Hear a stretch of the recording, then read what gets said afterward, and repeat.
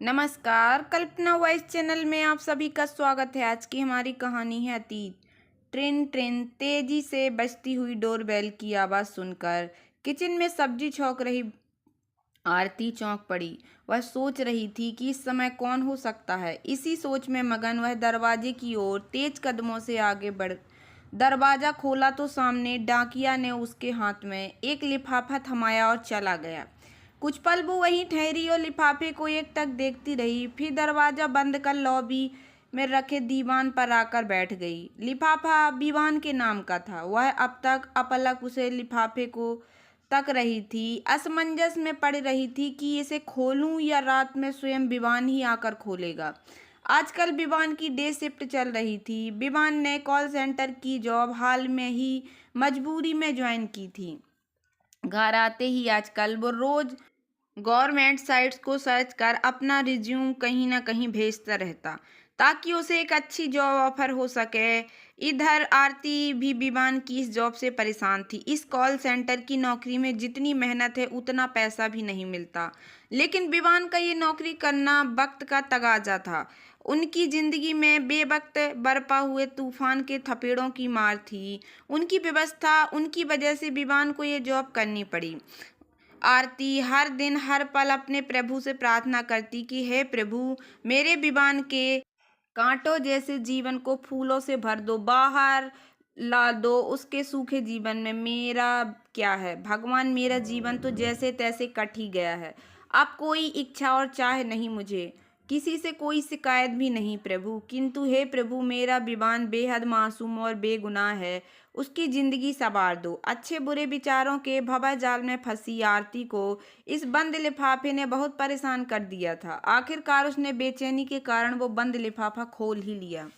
लिफाफे में रखा हुआ लेटर जो अब तक फोल्ड था, जैसे ही भूमि ने खोला उस पर नजर पड़ते ही चीख पड़ी, विवान विवान विवान। इस समय वह विस्मय और खुशी से पागल हो रही थी। धीरे धीरे विवान को पुकारते हुए बार बार उस पत्र को चूम रही थी। आरती की खुशी का ठिकाना ना था। वह खुद को संभाल अपनी नजरें इधर उधर दौड़ा रही थी। शायद आरती अपना फोन ढूंढ रही थी, तभी लॉबी में रखे रैक पर उसकी नजर ठहर गई। पर सामने रखा हुआ फोन उसे नजर आ गया। उसने फोन उठाकर विवान को डायल कर दिया। विवान के फोन से बिजी टोन का मैसेज आ रहा था। आरती को थोड़ी झुंझलाहट हुई। या कायक उसे ध्यान आया कि वह सब्जी छौंक कर आई थी। वह दौड़ती हुई किचन की ओर भागी। भिंडी की सब्जी जलकर खाक हो चुकी थी। जल्दी से उसने गैस की नॉब बंद की और वापस लॉबी में आकर फिर से विवान को फोन करने लगी। बेल बज रही थी। उसे इंतजार था कि किसी तरह विवान उसकी कॉल रिसीव कर ले, क्योंकि कभी कभी कस्टमर कॉल्स की वजह से वह कॉल रिसीव नहीं कर पाता। जैसा वह सोच रही थी आखिर वही हुआ। पूरी कॉल हुई परंतु विवान का फोन रिसीव नहीं हुआ। गुस्से से झल्लाती हुई आरती फोन पटक कर फिर से किचन में गई। थोड़ी देर टकटकी लगाए गैस पर चढ़ी कढ़ाई में जली हुई भिंडी की सब्जी को निहारती रही। जली हुई भिंडी की सब्जी को देखकर आरती सोच रही थी अब क्या करे। विवान तो सुबह 8 बजे ही ब्रेकफास्ट कर निकल जाता था, लंच वहीं पर करता था। ऐसे में आरती को यही लगता था कि अपने लिए कुछ भी थोड़ा पका ले। यह रोज का दस्तूर था कि जो कुछ थोड़ा बहुत कम समय में पक जाए उसी को बनाकर अपना सब काम निपटाती। इसीलिए आज उसने फ्रिज में पड़ी थोड़ी सी भिंडी बनानी चाही, सो वो भी जल गई। जबकि आज उसे अपने घर का सब काम निपटाने की कुछ ज़्यादा ही जल्दी थी, क्योंकि 2 दिन से लगातार गुप्ता आंटी बार बार पूछ रही थीं कि उनका ब्लाउज सिला कि नहीं। इसी वजह से वह जल्दी से काम निपटा रही थी ताकि उनका ब्लाउज सिल सके। लेकिन जली हुई भिंडी व विवान के लेटर को देखकर अब उसका सिलाई से मन उचट हो रहा था। तभी आरती को अपने फोन की घनघनाती हुई घंटी की आवाज़ सुनाई पड़ी। भागकर उसने फोन उठाया। विवान ही कॉल कर रहा था। फोन रिसीव करते ही आरती इस अंदाज में चिल्ला पड़ी मानो विवान उसके सामने खड़ा हो।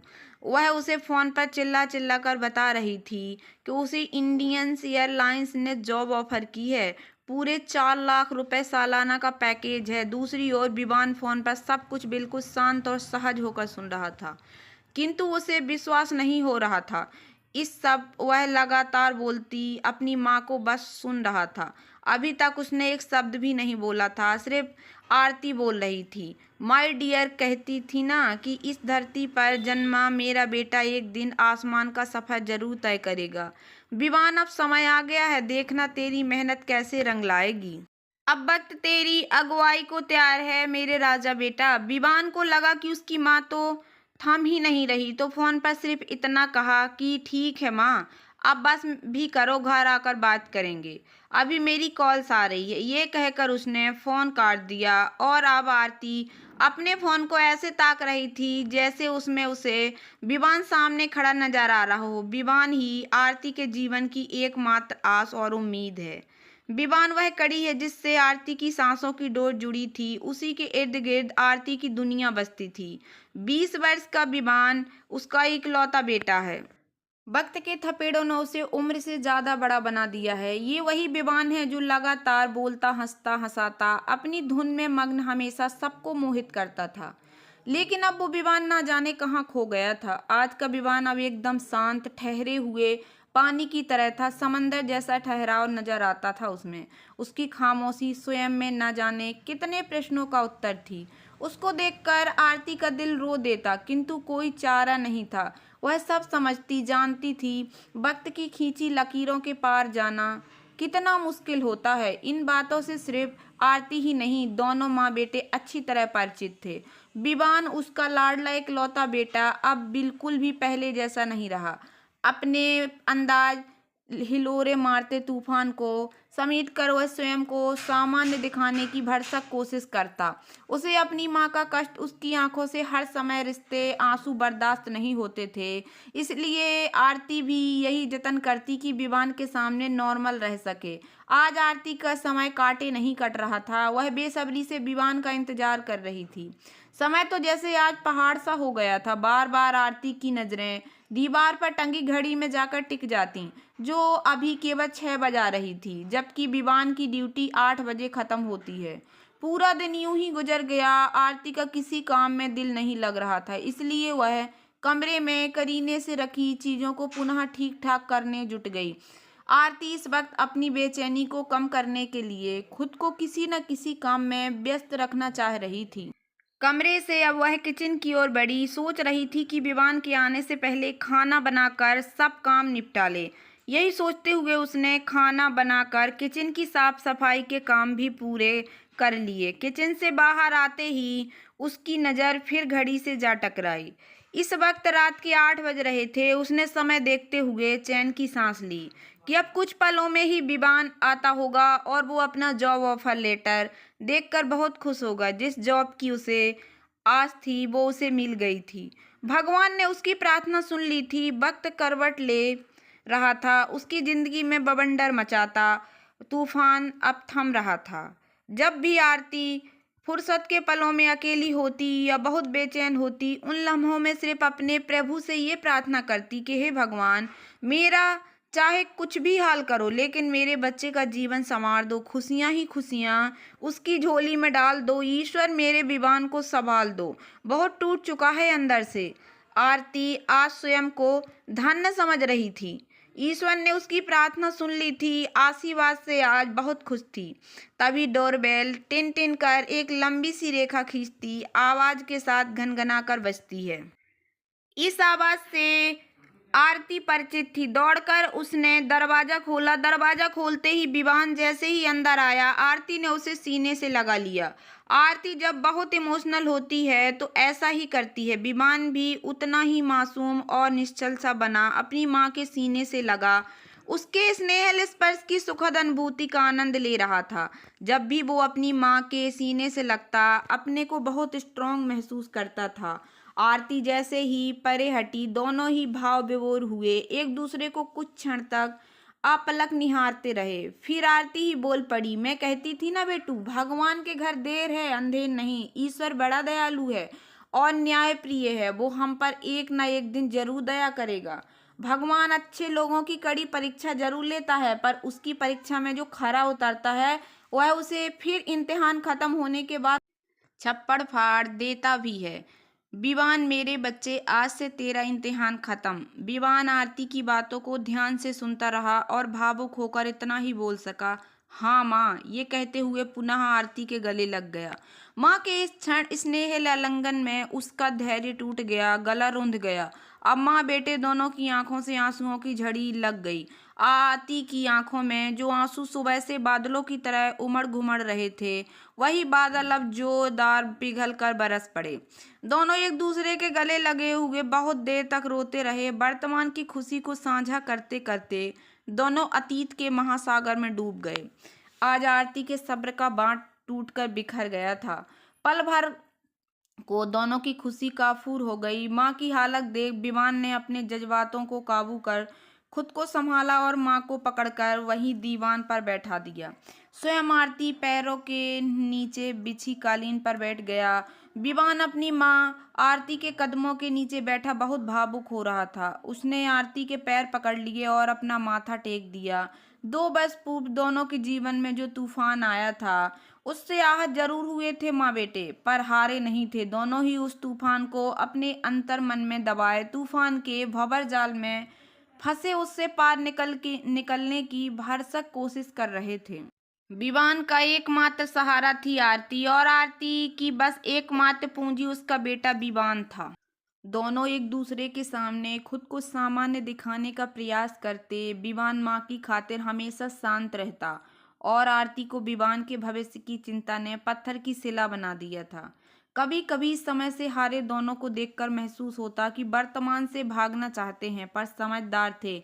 दोनों भागते भी तो भागकर कहाँ जाते। आरती एक औरत होकर भी हमेशा से बहुत हिम्मत वाली और सकारात्मक सोच की थी। आरती को साधे भंवर में फंसी डटी रही, न खुद रोई गिड़गिड़ाई और न ही विवान को उसने कमजोर पड़ने दिया। पर आज दोनों के अंदर का शांत बवंडर बाहर आ रहा था। दोनों के अंदर दबी गमों की तूफानी लहरें आंसुओं के रूप में बाहर आ रही थीं। शायद समय ने स्वयं रचा था ये, ताकि दोनों के मन में सालों से दबा तूफान आज बाहर आ जाए। विवान रोते रोते खुद को संभाल चुका था, लेकिन आरती की रोने से बंधी हिचकियां थमने का नाम नहीं ले रही थीं। विवान ने इस झूठी मुस्कान बिखेरते हुए कहा, अरे माँ छोड़ो ये सब कुछ, तुम्हें चाय नहीं पिलाओगी? जाओ माँ, जल्दी से 2 कप चाय बना कर लाओ। आरती भी झूठी हंसी हंसते हुए साड़ी के पल्लू से अपने आंसू पोंछती चाय बनानी चली गई। चाय बनाते हुए ना चाहकर भी आरती को अपना भयानक अतीत याद आ गया। याकायाक उसे 2 वर्ष पूर्व सितंबर माह की वो काली रात याद आ गई। शायद मनहूसियत की शुरुआत सुबह से होने वाली भयंकर बारिश से हुई थी कि बरसात का फिर कहना ही क्या। उस दिन बारिश के कारण चारों तरफ हाहाकार मची थी। विवान किसी तरह देर शाम तक कॉलेज से घर आ गया था। अभी तक बारिश रुक रुक कर हो रही थी। रात भी काफी गहरा रही थी। चारों तरफ कलकल करता पानी का शोर और सर्द तूफानी हवाएं सिर उठाए थीं। अजय ऑफिस से अभी तक नहीं आए थे। आरती को बेहद घबराहट हो रही थी और घबराहट के मारे वह लॉबी में इधर उधर टहलती, बार बार टेरेस तक जाकर झांकती, फिर आकर दीवान पर बैठ जाती। अजय उसकी कॉल भी नहीं रिसीव कर रहे थे। विवान यह सब देख रहा था। माँ की बेचैनी देखकर बोला, क्यों चिंता करती हो माँ? बारिश के कारण हो सकता है कहीं फंसे हो पापा, अभी आ जाएंगे। आरती खींचते हुए बोली, ठीक है, पर बेटा कम से कम एक बार फोन तो रिसीव कर लें। फिर विवान बोला, माँ तुम ये अच्छी तरह जानती हो कि वह अक्सर तुम्हारे फोन का उत्तर नहीं देते। आरती ने बस हूँ कहकर गर्दन हिलाई। आरती जिस अतीत की किताब बंद कर चुकी थी, उस किताब के पन्ने ना जाने क्यों उसके अंदर ही अंदर फड़फड़ा कर तबाही मचा रहे थे। किचन में चाय बनाने क्या आई कि पीछे पीछे उसका अतीत भी चला आया। वही काली स्याह रात उसका पीछा कर रही थी। उस तूफानी बारिश में अजय के अब तक घर न आने की वजह से आरती बहुत परेशान थी। वो यूं ही आजकल अजय के व्यवहार से अजीज आ गई थी। आजकल बात बात पर अजय का चीखना और चिड़चिड़ाना उसे समझ में नहीं आ रहा था। अजय का इंतजार करते हुए दीवान पर बैठ गई। तभी डोरबेल बज उठी। विवान ने दरवाजा खोला। सामने अजय ही थे, जिनका माँ बेटे बेसब्री से इंतजार कर रहे थे। विवान ने इतना ही कहा, पापा कम से कम माँ का फोन तो रिसीव कर लिया करें, माँ परेशान हो जाती हैं। अजय ने घूर कर विवान को देखा और अपने कमरे में चला गया। आरती अजय के पीछे पीछे अंदर की ओर गई। आरती देख रही थी कि अजय पूरे भीगे हुए हैं। उसने हाथ में ली टॉवेल अजय की ओर बढ़ाई। अजय ने उसके हाथ से टॉवेल लेकर फेंक दी और गुस्से से आग बबूला बेतहासा चिल्लाने लगा। 17 साल हो गए हैं इसे देखते देखते। जैसे जैसे बड़ा हो रहा है हर वक्त मुझे मेरी नपुंसकता की याद दिलाता रहता है। मैं रोज इसे देखकर इस दम्भ को सह रहा हूँ, घुट घुट कर मर रहा हूँ दिन प्रतिदिन। अब ये मुझे बताएगा कि मुझे क्या करना चाहिए। आरती ने एकदम शांत रहकर अजय को समझाने की कोशिश करनी चाहिए। फिर वह अब बड़ा हो गया है, सब समझने लगा है। अजय के हाथ जोड़ रही थी लेकिन अजय चीखे जा रहा था। मैं नहीं मानता इसे अपना बेटा। तुम माँ बेटे इसी वक्त मेरे घर से निकल जाओ, दफा हो जाओ। आरती ने घबरा कर कमरे का दरवाजा बंद कर दिया। वह डर की वजह से थर थर काँप रही थी। उसे डर था कि कहीं विवान सुन न ले। अब वह बड़ा और समझदार हो गया है। आरती के लिए अजय की ये बातें कोई नई नहीं थीं। पिछले कई वर्षों से गाहे बेगाहे अजय ऐसी जहरीली बातों के दम्भ से उसे ठेस पहुंचाता आया है। पर आज तो अजय ने हद कर दी। ऐसा लग रहा था जैसे उस पर भूत चढ़ा था। अजय की नपुंसकता उसके पुरुषत्व को इस तरह कुंठित करेगी। उसका इतना भयानक उग्र रूप देखकर आरती हताश रह गई। यो तो शुरू से अपनी शर्तों पर जीने वाला अजय कई बार अपने अहम तले उसकी भावनाओं को रोनता आया है, पर आज उसका ऐसा रौद्र रूप देखकर आरती टूटकर बिखर गई।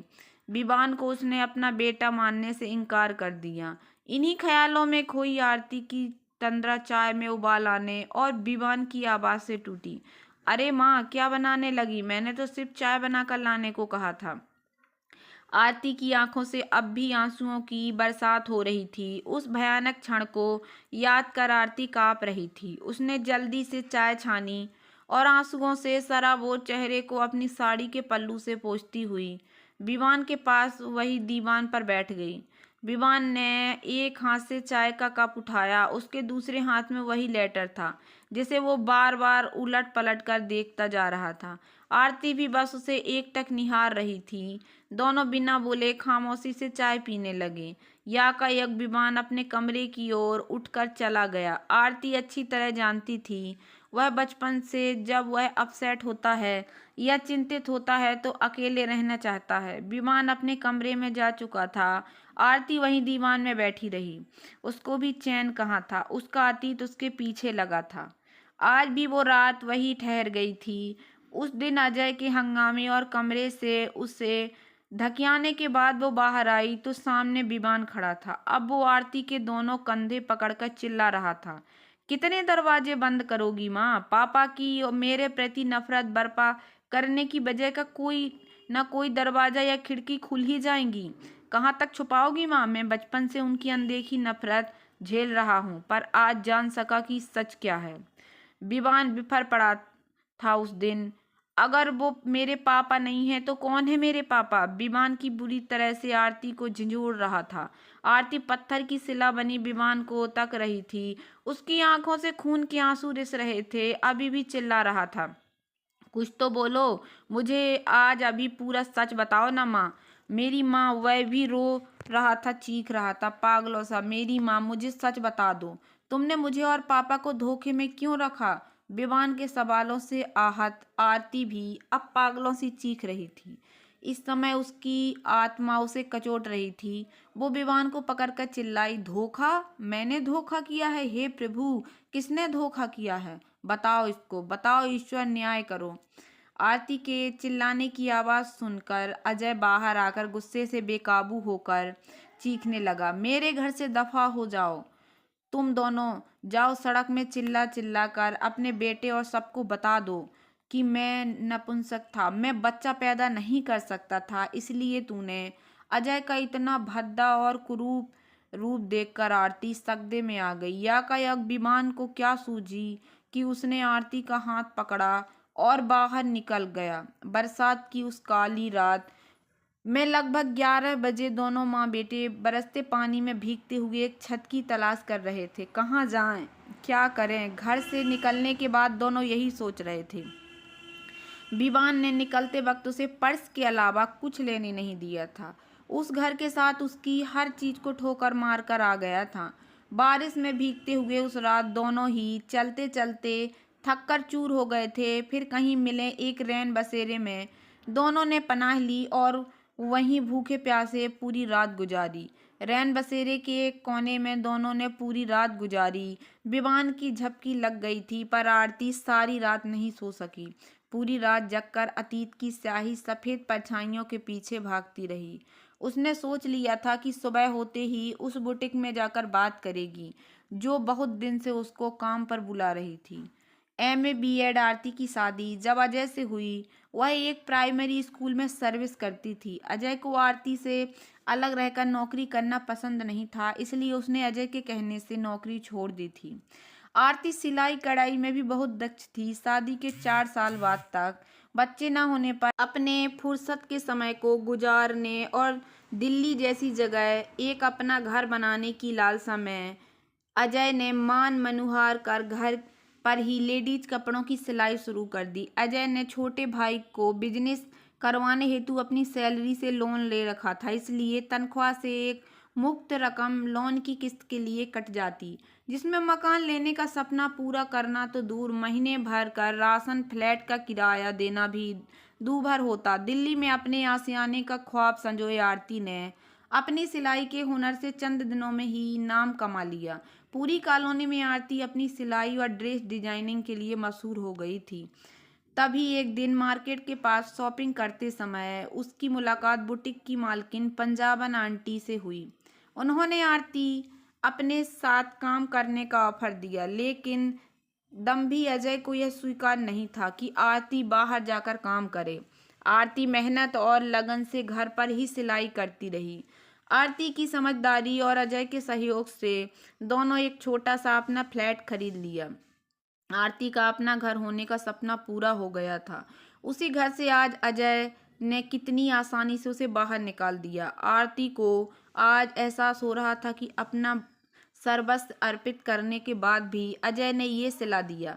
आरती के विवाह को लगभग 11 साल हो गए थे, परंतु अभी तक उसके कोई संतान नहीं हुई थी। वह मातृत्व सुख से वंचित थी। विवाह के 3-4 साल बाद ही उसने डॉक्टर को दिखाया था। उन्होंने उसका सारा चेकअप कर आश्वासन दिया था कि सब नॉर्मल है। कभी कभी ट्यूब्स ब्लॉक होने की वजह से प्रेगनेंसी ठहर नहीं पाती। ईश्वर ने चाहा तो सब ठीक हो जाएगा। इसी इंतजार में वक्त गुजरता चला गया।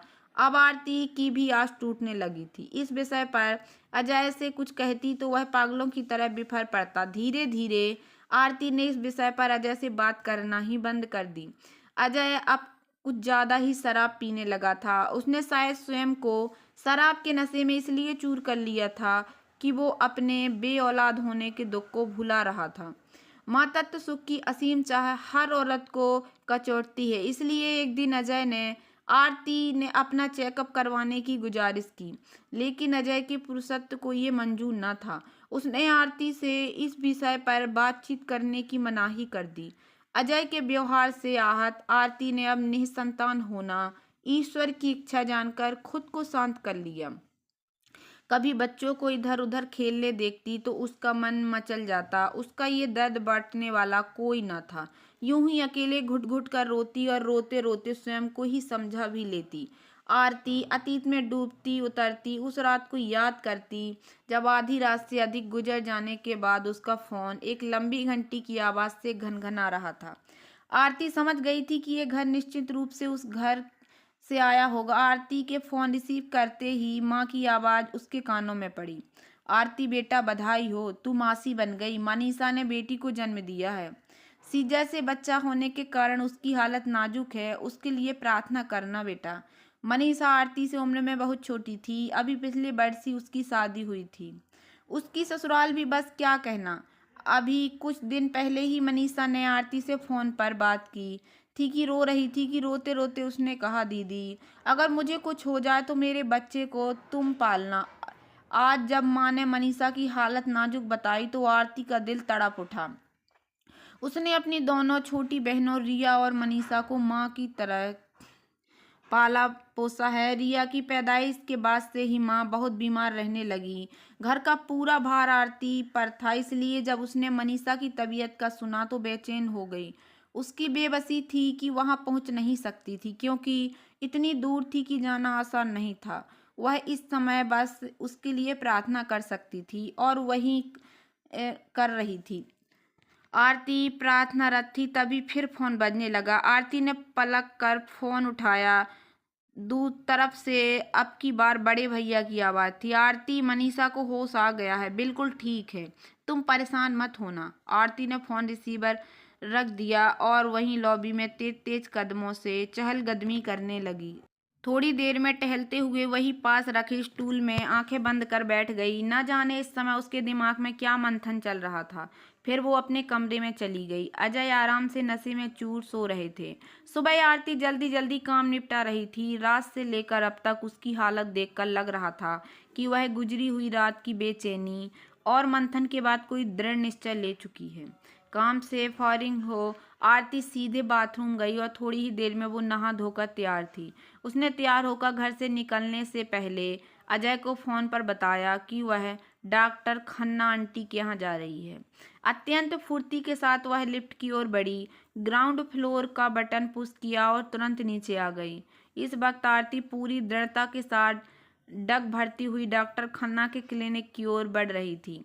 डॉक्टर खन्ना आरती से मात्र सहानुभूति ही नहीं बल्कि आत्मिक लगाव रखती थीं। आरती थी ही ऐसे स्वभाव और व्यक्तित्व की मालिक की जो भी उससे एक बार मिलता उसी का हो जाता। आरती को भी डॉक्टर खन्ना से आत्मीय लगाव था। कॉलोनी में सब उन्हें बहुत घमंडी डॉक्टर कहते थे, लेकिन आरती जानती थी कि वे रिजर्व नेचर की हैं, पर घमंडी बिल्कुल भी नहीं हैं। वह पिछले 1 साल से आरती के पीछे पड़ी थी कि तुम प्रेगनेंसी प्लान कर एक बच्चे की मां बन सकती हो। अजय से भी आरती इस बात का जिक्र कर चुकी थी, पर वह उसकी ये बात सुनकर भी अनसुनी कर देता। इस तरह करते करते पूरा 1 साल बीत गया।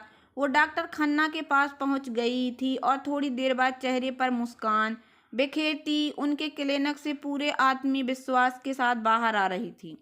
आरती निश्चित ही आज कोई दृढ़ संकल्प ले चुकी थी। आरती डॉक्टर खन्ना से मिलकर घर वापस आ चुकी थी। शाम को अजय आया। उसका मूड अच्छा देखकर आरती ने उससे बात की। आरती की हार्दिक इच्छा समझकर उसने IVF के लिए हाँ कर दी। आरती का दिल खुशी से बलाइयों में उछलने लगा। यह उसके विवाहित जीवन का शायद सबसे खुशी का पल था। दूसरे दिन वो दोनों पूर्ण आपसी सहमति और संतुष्टि के साथ डॉक्टर खन्ना के क्लिनिक पहुंचे। आखिर उनका घर भी एक बच्चे की किलकारी से गूंज उठा। घर में बेटे के रूप में विवान जैसी संतान पाकर दोनों खूब खुश थे। आरती विवान को जन्म देकर धन्य हो गई।